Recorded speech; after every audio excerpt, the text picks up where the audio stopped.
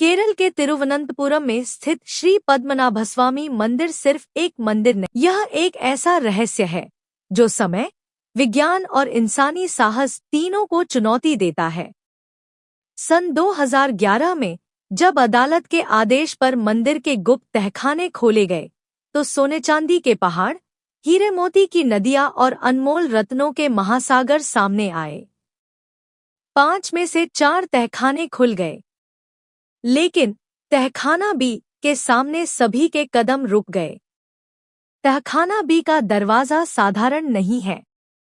उस पर उकेरे गए 2 विशाल फन फैलाए नाग ऐसे दिखते हैं मानो किसी भी क्षण जीवित होकर हमला कर देंगे।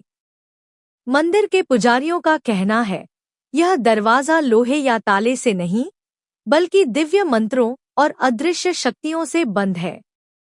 इसे केवल गरुड़ मंत्र के सही उच्चारण से खोला जा सकता है, और आज की दुनिया में यह मंत्र कोई नहीं जानता।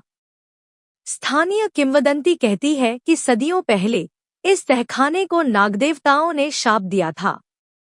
जो भी इसे बलपूर्वक खोलेगा, उसके राज्य और जीवन में विनाश ही विनाश आएगा। कहते हैं, कई 100 साल पहले एक राजा ने इसे खोलने की कोशिश की थी।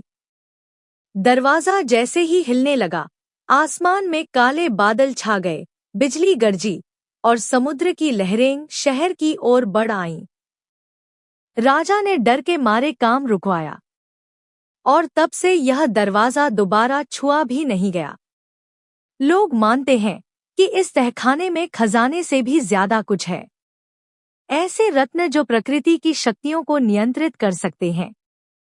और शायद नागलोक का द्वार, जो सीधे किसी अन्य लोक में खुलता है। कुछ बुजुर्ग तो दावा करते हैं कि रात के समय मंदिर के पास सर्पों की फुफकार सुनाई देती है, और उस दरवाजे के पीछे से घंटी और मंत्रोच्चार की ध्वनि आती है, जैसे कोई अदृश्य दुनिया में पूजा चल रही हो।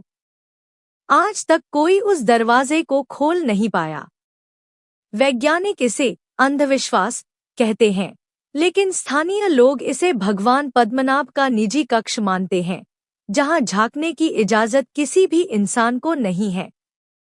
शायद यह दरवाजा कभी खुले, और शायद इसे खुला छोड़ना ही इंसानियत के लिए सुरक्षित है, क्योंकि कुछ रहस्य ही रहने में भले होते हैं।